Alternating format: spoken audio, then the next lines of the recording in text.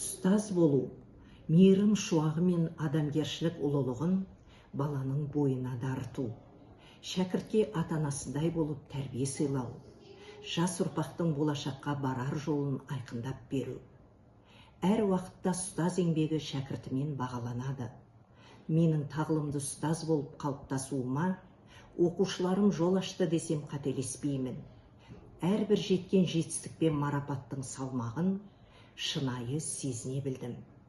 Адамгершілік құндылықтары қалыптасқан, өз елінің мәдениетін бағалай білетін, әлемді өркендетуге үлес қосуға даяр, зияткер, табысты тұлғаны тәрбиелеу менің өмірімнің болмысы. Жаһандану заманында ұлттық бәсекеге қабілетті болудың көрсеткіші білім сапасымен өлшенеді.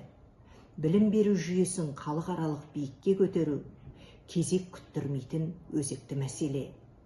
Осы абыройлы борыш үдерісінен табылып, педагог шебер ретінде мектебімнің биіктерден көрінуіне өз үлесімді жетістіктеріммен қосып келемін.